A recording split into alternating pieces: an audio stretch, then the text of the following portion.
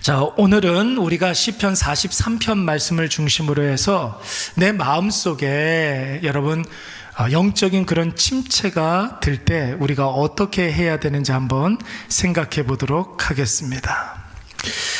오늘 우리가 읽은 이 시편 여러분 43편의 말씀은 지난 시간에 우리가 살펴봤던 시편 42편의 말씀과 이어지는 말씀입니다. 여러분 시편 42편 말씀은 1절부터 10절까지로 되어 있어요. 그런데 1절부터 5절까지가 한 연이고 시 할 때 이렇게 덩어리를 연이라고 그러잖아요. 그렇죠? 1년, 2년, 3년 이렇게 되어 있는데 1년은 시편 42편 1절부터 5절까지의 말씀이고, 그리고 2년은 6절부터 10절까지의 말씀입니다. 그리고 3년이 오늘 시편 43편 1절부터 5절까지의 말씀이에요. 그래서 여러분 5절, 10절 그리고 시편 43편 5절 말씀을 이렇게 보시면 똑같은 말씀이 나오고 있습니다. 그 말씀이 뭐예요? 우리 다 같이 한번 읽어볼까요? 시작. 내 영혼아 네가 어찌하여 내 속에서 불안해하는가? 너는 하나님께 소망을 두라. 그가 나타나 도우심으로 말미암아 내 하나님 여전히 찬송하리로다 그랬어요. 아멘. 여러분 살면서 힘들고 어려운 순간이 오면, 아니 여러분 특별한 어떤 때가 아니더라도 여러분 오늘 이 시편 42편 5절 말씀, 10절 말씀, 43편 5절 말씀, 여러분 이 말씀을 많이 활용하시기 바랍니다. 활용하기 위해서는 여러분 우리가 어떻게 해야 될까요? 이 말씀 그냥 아예 통째로 다 외워버리시기 바랍니다. 여러분 말씀을 외우면 어떤 현상이 벌어지냐면, 내가 기도할 때 나도 모르는 사이에 말씀이 툭 튀어나와요. 그리고 그 말씀이 내가 하는 기도에 응답이 될 때가 있습니다. 하나님께서는 굉장히 많은 경우 우리의 기도에 말씀으로 응답하실 때가 굉장히 많이 있습니다. 그러니까 여러분 이런 말씀들은 우리가 외워놓고 기도할 때마다 써먹어야 될 줄로 믿습니다. 여러분 이 시편의 저자가 누구일까요? 시편 42편 여러분 꼭대기 이렇게 보면은 뭐라고 나와 있어요? 고라자손의 노래 이렇게 나와 있습니다. 여러분 고라자손은 어떤 사람들입니까? 성경 역사에 있어서 고라자손, 고라당 여러분 많이 들어보신 것 같지 않습니까? 출애굽의 말씀에 나와 있어요. 출애굽 당시에 모세의 사촌쯤 되는 그런 사람, 바로 고라 족속의 사람들이었습니다. 근데 이 사람들이 모세에게 반역을 일으켰던 거예요. 너만 지도자냐? 나도 지도자다. 네 말만 맞냐? 내 말도 맞다. 이러면서 모세에게 반기를 들었다가 하나님께서 심판하셔서 여러분 뭐가 갈라졌어요? 땅이 갈라져서 갈라진 그 틈바구니 속으로 이 고라 족속들이 싹 다 심판받아 버리게 되는 거예요. 그런데 여러분 그 반역에 가담하지 않은 고라 자손들이 있었어요. 여러분 언제나 남은 자들이 있다는 사실을 여러분 꼭 기억하시기 바랍니다. 세상이 아무리 악하다 할지라도 그럼에도 불구하고 순수한 하나님에 대한 믿음, 하나님의 사랑, 그 사랑을 유지하고 있는 사람들이 있는 법이에요. 여러분 그 반역에 가담하지 않은 고라족 속에 남은 사람들이 있었으니 여러분 그 사람들을 하나님께서 살려주신 것이죠. 이 이후에 이 고라 자손들이 여러분 훌륭한 성전 봉사자로 쓰임을 받게 되는데, 특별히 다윗 시대에는 회개와 회복을 위한 예배 사역자로 쓰임을 받게 되는 거예요. 혹은 성전문을 지키는, 즉 예배의 거룩한 그 질서를 지키는 예배의 수호자들로 이렇게 쓰임을 받게 됩니다. 여러분 한번 보세요. 시편에 이 고라 자손이 쓴 시편이 한 18개 정도가 됩니다. 고라 자손의 시는 대부분 거룩한 예배, 영적 침체를 회복하는 그런 어떤 예배, 하나님의 임재하심을 상징하는, 갈망하는 그런 시, 이런 내용들이 굉장히 많이 있습니다. 여러분 한번 보세요. 고라 자손들은 조상들에 대한 수치와 부끄러움 왜 없었겠습니까? 그런데 모세를 시기하여서 반역을 일으키고 하나님께 심판받아 땅이 갈라져서 멸문지화를 당한 그런 가문이었습니다. 그런데 여러분, 소수의 사람들이 구사일생으로 살아남아서 가문의 수치를 그대로 당하게 된 이 후손들이 철저히 회개하고 뭐 했다고요? 철저히 회개하고 하나님 앞에 쓰임받기를 결단하고 오직 하나님만 바라보면서 예배 중심의 삶을 살았더니 하나님께서 이들을 회복시켜 주신 줄로 믿습니다. 회복시켜 주신 것으로 끝나는 것이 아니라 이스라엘에서 가장 고귀한 직분을 얻게 되었으니 여러분, 이들이 예배를 사수하고 예배에 쓰임받는 예배의 봉사자로 쓰임받게 된 줄로 믿습니다. 여러분, 그렇다면 이 고라 자손을 보면 우리가 한 가지 교훈을 얻게 되는 것이죠. 여러분, 어떤 상황 속에서라도 아무리 힘들고 상황이 어려워도 여러분, 예배를 통해서 우리가 회복되는 줄로 믿습니다. 예배 하나만 잘 드려도 여러분, 우리의 모든 삶이 180도로 달라지고 회복되어지고 새로워지고 다시 출발할 수가 있는 거예요. 모든 것들이 다 무너지고 망하고 바닥에 내던져진다 할지라도 우리가 예배에 집중하고 예배에 목숨을 걸게 되면 하나님이 우리를 회복시켜 주실 줄로 믿습니다. 회복뿐만 아니라 더 귀하게 우리를 사용하여 주셔서 이전에는 우리가 한 번도 상상할 수 없었던 놀라운 일에 하나님께서 우리를 사용해 주신다라는 거예요. 그래서 여러분, 우리가 많이 부르는 찬송 이렇게 보면은 시편을 통해 가지고 이렇게 찬양을 많이 만들어 놓은 그런 찬양이 많이 있어요. 여러분, 이렇게 쭉 이렇게 조사를 해보면은 어떤 시편을 통해서 찬양을 많이 만들었는가? 1위가 시편 23편 말씀이에요. 시편 23편 말씀이 뭐예요? 여호와는 나의 목자시니, 이 말씀을 가지고서 찬송을 많이 만들었고, 2위가 여러분 시편 42편 43편 말씀입니다. 여러분, 왜 우리 신앙의 선배들이 시편 23편 그리고 43편 말씀으로 찬송을 많이 만들었겠습니까? 여러분, 이 찬송시가 우리 마음에 공감이 많이 되기 때문에 그러는 거예요. 내 마음을 잘 표현하고 이 시편을 통해서 하나님께 기도하고 싶었기 때문에 찬송이 많아진 것입니다. 특별히 오늘 본문은 시인이 영적으로 큰 침체를 경험하고 있을 때 하나님께 기도하고 있는 내용이라는 것이죠.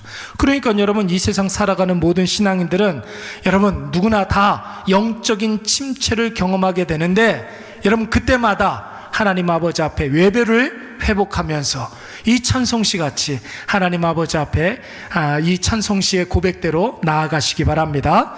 자, 그러면 여러분, 우리가 왜 살면서 신앙생활을 하면서 왜 영적인 침체가 올까요? 여러분, 신앙생활을 하는데도 실망할 때가 있습니까? 없습니까? 있죠. 왜 없겠습니까? 낙심이 찾아오고, 여러분, 신앙생활을 하는데도 불구하고 내 마음속에 두려움이 엄습하고 걱정과 염려가 찾아오는 그런 일들이 많이 있어요. 왜 그럴까? 가만히 이렇게 생각을 해보니까 여러분, 나의 인간적인 욕심과 나의 신앙적 어떤 당위가 늘 충돌하기 때문에 그러는 거예요. 내 마음속에 여러분, 나도 사람이기 때문에 누구나 다 죄성이 있죠. 여러분, 그 죄성의 가장 큰 특징이 무엇이냐면 욕심이에요. 욕심. 여러분, 한번 내 마음속에 욕심이 발동이 걸리고 활성화가 되면 그때부터는 여러분, 우리의 눈이 흐려지게 되고 바른 판단을 할 수가 없게 됩니다. 내 마음속에 있는 그 욕심과, 근데 우리가 하나님의 자녀이기 때문에 하나님께로부터 부여받은 사명감도 있단 말이에요. 내가 마땅히 이 세상에서 감당해야 하는 신앙적 의무가 있습니다. 이거는 내가 이 정도는 내가 마땅히 감당해야지, 반드시 해야 할 일. 그러니까 내 마음속에 있는 욕심과 하나님께서 나에게 주신 그 사명감이 서로 충돌할 때에, 그때 우리의 영적으로 침체될 때가 온다라는 것이죠. 여러분, 이것이 충돌해서 하나님의 자녀됨이 이기면, 그러니까 사명감에 불타오르는 그 사명이 내 욕심을 이기게 되면 여러분, 하나님의 영광이 나타나고 하나님의 권능이 우리의 삶 가운데 나타나게 될 줄로 믿습니다. 사명감이 내 욕심을 압도하여 이기면 그때부터는 여러분 하나님의 역사가 나타나는 거예요. 내가 상상하지 못했던 놀라운 은혜가 일어나게 되는 것이죠. 그런데 여러분, 내 욕심이 나에게 주어진 그 사명감을 이기고 압도하게 되면 어떤 일들이 벌어지게 되겠습니까? 그때부터는 여러분, 내 인생의 허무와 후회와 실망과 좌절과 심각한 영적인 패배감이 들게 되는 것이죠. 여러분, 이것은, 이 영적인 침체는 믿음이 연약한 사람만 오는 게 아닙니다. 신앙을 갖고 있는 모든 사람들에게 누구나 다 영적인 침체가 올 수 있는 것이죠. 여러분, 욕심이 한번 활성화되면, 욕심이 내 마음속에서 한번 발동이 걸리게 되면 여러분, 누구나 한 번쯤, 아니 여러 번 우리의 인생 가운데 이 영적인 침체를 경험하게 되는 것이죠. 그러니까 여러분, 영적인 침체가 오는 것은 이상한 일이 아니에요. 이상한 일이 아닙니다. 우리가 이겨야 할 일이고 극복해야 할 일이지, 내가 영적으로 침체되었다 하면서 나 스스로 자포자기하고 실망하고 자기 비관에 빠지면 안 되는 것입니다. 중요한 것은 여러분, 그 영적인 침체를 이겨야 될 줄로 믿습니다. 어떻게 하면 여러분 영적인 침체를 이길 수가 있을까요? 아까 전에 여러분, 영적인 침체는 왜 온다고 그랬습니까? 내 안에 욕심과 내가 마땅히 감당해야 할 사명감이 충돌했을 때 욕심이 사명감보다 더 강하게 역사하면 이 영적인 침체가 온다고 그랬어요. 그러니까 여러분, 하나님이 나에게 주신 사명감이 내 안에 욕심을 이겨내게, 여러분 계속해서 나에게 주어지신 그 사명을 묵상하고 하나님의 뜻이 무엇인지, 하나님께서 기뻐하시는 일이 무엇인지 우리가 계속해서 묵상해야 될 줄로 믿습니다. 그러기 위해서는 여러분, 우리가 어떻게 해야 될까요? 아까 우리가 읽었던 말씀 5절 말씀에 뭐라고 그랬는지 다시 한번 읽어보도록 하겠습니다. 우리 다 같이 다시 한번, 잠깐만요. 요거 넘겨주는 사람이 없어서 다 같이 시작. 내 영혼아, 네가 어찌하여 낙심하며 어찌하여 내 속에서 불안해하는가? 너는 하나님께 소망을 두라.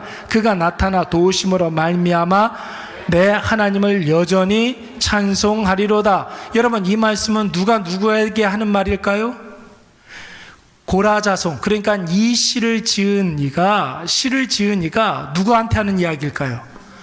자기 자신에게 하는 말이에요. 그러니까 여러분, 이 말씀을 자기 자신에게 이야기하는 거예요. 권면하는 거예요. 그러니까 쉽게 말해서 자기가 자기에게 설교하고 있는 것입니다. 여러분, 목사는 어떤 사람이에요? 목사는 어떤 사람이에요? 오늘 어떤 분이 저한테 그러더라고요. 목사는 하나님의 대리자 아니에요? 그러더라고. 와, 마음이 너무 아픈 거예요.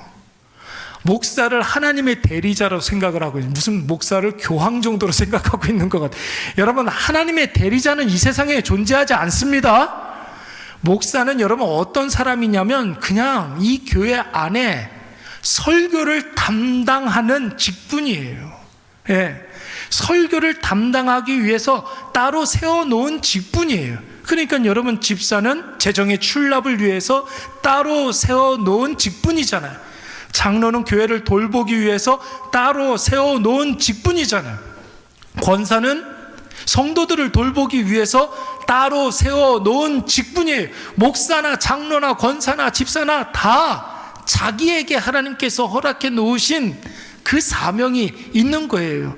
그러니까 여러분, 각 직분대로 자기는 자기가 할 일들을 잘 감당할 때 교회가 유기적으로 부흥하고 건강해지는 것이죠. 여러분, 목사는 설교하는 사람입니다. 그런데 여러분, 목사도 일상을 살아가는 생활인이라 고민이 있을까요, 없을까요? 고민이 있고 힘듦이 있을까요, 없을까요? 마냥 이렇게 웃으니까 좋아 보여요? 맨날 저는 그냥 천국에서 사는 것 같습니까? 여러분, 힘듦도 있고 갈등도 있습니다. 목사도 똑같은 생활이기 때문에 목사라고 해서 여러분 머리에 뿔 달린 존재가 아니에요. 오히려 그런 힘듦과 갈등이 훨씬 더 많아요. 왜 많을까요? 자신이 했던 설교가 자신에게 올무가 될 때가 많이 있기 때문에 그런 거예요. 제가 여러분 설교를 일주일에 10번 하면 여러분 제가 했던 모든 설교를 여러분들 다 기억하십니까? 근데 여러분 저는 기억하려면 기억할 수 있습니다. 내가 한 설교 내가 왜 기억이 안 나겠습니까? 그런데 여러분, 내가 일상을 살아가면서 목사도 욕심으로 뭔가를 결정하고 싶어도 뭐가 생각나요? 제가 했던 설교가 생각이 나는 거예요. 그러니까 여러분, 그 설교가 걸려서 그 욕심에 호응할 수가 없는 것이죠. 그러니까 여러분, 마음속에 욕심이 막 일렁일 때 그 하나님의 말씀을 떠올리면서 이 말씀으로 욕심을 계속해서 죽이게 되는 것이죠. 그렇지 않으면 그에 상응하는 대가를 지불하기 때문에 그러는 거예요. 말로는 그렇게 설교 잘하면서 왜 자기의 삶 속에서는 그렇게 생활하지 못하는가, 이런 소리를 듣게 되는 거예요. 그러니까 여러분, 하나님의 말씀으로 내 마음속에 욕심을 제어할 수 있어야 돼요. 그래서 여러분, 고민도 많고 갈등도 많고 힘듦도 많지만 그래도 사명감이 욕심을 이기는 그 승률을 높일 수가 있는 것이죠. 여러분, 이것은 목사만 그런 것이 아닙니다. 아까 전에 여러분, 목사도 장로도 권사도 집사도 다 똑같은 직분이라고 하지 않았습니까? 다 하나님 앞에서 똑같은 성도란 말이에요. 목사만 그렇게 살아가면 안 되는 것이고, 여러분, 그 설교를 듣는 여러분들도 그렇게 할 수 있는 줄로 믿습니다. 아니, 그렇게 해야 돼요. 그렇게 해야 돼요. 욕심이 활성화가 되고 내 마음속에 욕심이 한번 발동이 걸리게 되면 그때부터는 그동안 신앙생활을 하면서 들었던 말씀을, 그 설교를 여러분 총동원해서 기억코 생각나게 해서 나 스스로에게 들었던 풍월들, 들었던 말씀들, 들었던 모든 것들을 총동원해가지고 나에게 스스로 설교해야 된다는 거예요. 나에게 스스로 설교해야 된다는 거예요. 오늘 여러분, 이 오전의 말씀 한번 보세요. 시편 42편과 43편 말씀에 이 말씀이 무려 3번이나 나오고 있어요. 이 말씀으로 여러분, 이 시편 기자는 자기 자신을 계속해서 자기 자신에게 설교하고 있는 거예요. 욕심이 활성화될 때마다. 그래서 그 욕심이 자꾸만 이 불일 듯이 일어나서 좌절하고 실망할 때마다 고민이 되고, 그리고 갈등이 많고 어떻게 해야 될지 모를 때마다 계속 끊임없이 여러분, 이 말씀으로 자기 자신에게 설교를 하고 있는 것입니다. 왜 낙심하니? 나 자신에게. 왜 불안하니? 하나님이 너와 함께 하시는데, 하나님이 너를 도와주시는데. 그러니까 하나님만 바라보자, 하나님만 의지하자. 그러면 하나님이 하실 것이다. 할렐루야. 하나님의 역사가 어떻게 한다고 그랬어요?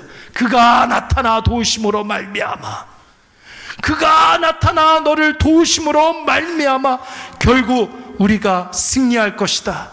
너의 승리가 곧 하나님의 영광이 될 것이다. 여러분, 이보다 더 좋은 설교가 어디 있습니까? 아무리 생각을 해봐도 여러분, 이 말씀보다 더 좋은 설교는 없는 것 같아요. 성도들 중에 가끔 자신의 문제를 들고 목사인 저에게 고민을 털어놓고 기도 제목을 이야기하시는 분들이 종종 있습니다. 큰 마음 먹고 용기 있게 자신의 이야기를 목사에게 이렇게 이야기를 하는데, 여러분, 제가 목사니까 어찌됐든 간에 그를 위로하고 힘을 주고 그리고 격려하고 다시 회복시켜 줄 수 있도록 그렇게 해야 되지 않겠습니까? 그런데 여러분, 그렇게 같이 대화를 하다 보면 제가 분명히 그 성도를 위해서 해주는 그 이야기가 지금의 저의 문제를 해결하는 해답이 될 때가 너무나 많아요. 그럴 때가 너무 많아요. 제가 지금 그 성도에게 해주는 그 이야기가 지금 나의 문제의 해답이 될 때가 너무나 많은 거예요. 그러니까 여러분, 그 이야기는 누구한테 하는 거예요? 그 사람한테 하는 게 아니라 바로 나한테 하는 거예요. 나한테 하는 거라고요. 제가 특별해서 저만 그러는 것이 아니에요.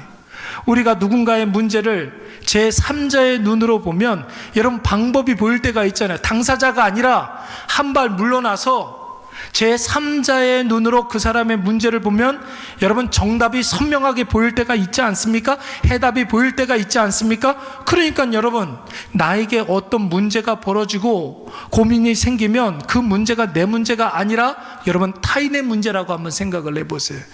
그리고 그 문제를 한번 풀어보시기 바랍니다. 그러면 정답과 해답이 금방 얻게 되는 줄로 믿습니다. 신앙생활을 하다가 여러분 힘들 수 있어요. 고민되는 게 있을 수 있습니다. 그때 여러분 그동안 신앙생활의 모든 경력, 내가 들었던 모든 말씀 총동원해서 나에게 여러분 최선을 다해서 조언하시기 바랍니다. 내가 나에게 설교를 하는 거예요. 여러분 말씀에 입각해서 하나님의 시각, 특별히 하나님의 관점을 가지고 내 문제를 바라보고 나 자신에게 이야기하는 거예요. 그러니까 여러분 우리가 그리스도인들은 거울을 자주 봐야 돼요. 거울을 자주 봐야 됩니다. 그리고 여러분 계속해서 이야기하는 거예요. 물어보는 거예요. 왜 걱정하니? 왜 불안해하니? 네 지금 하나님께서 너와 함께 하시고 하나님께서 너에게 소망이 되어 주시고 너를 지켜주시고 보호해 주시고 인도해 주시고 너를 지켜주시는데 모든 것들을 하나님께 맡기고 하나님께 소망을 두라. 그리하면 하나님의 역사가 나타나서 하나님께 영광이 되고 너에게는 승리가 될 것이다. 여러분 자기 자신에게 이야기해 주시기 바랍니다. 여러분 내가 아니라 여러분 한번 잘 생각을 해보세요. 사람 보지 말고 우리가 세상 보지 말라는 그런 이유가 뭡니까? 오직 하나님만 바라봐야 되는 그런 이유가 무엇입니까? 하나님이 우리에게 정답이 되어주기 때문에 그러는 것이죠. 여러분 무엇보다도 나 스스로에게 끊임없이 설교하고 물어보고 나를 자꾸만 여러분 격려해주고 위로하시기 바랍니다. 오늘 이것을 꼭 기억하셔서 이 말씀을 완전히 나의 것으로 삼고 나의 모든 문제에 이 말씀을 정답으로 여러분 설교하시고 해결함을 받고 또한 많은 사람들에게 간증하시는 저와 여러분이 되시기를 간절히 축원합니다.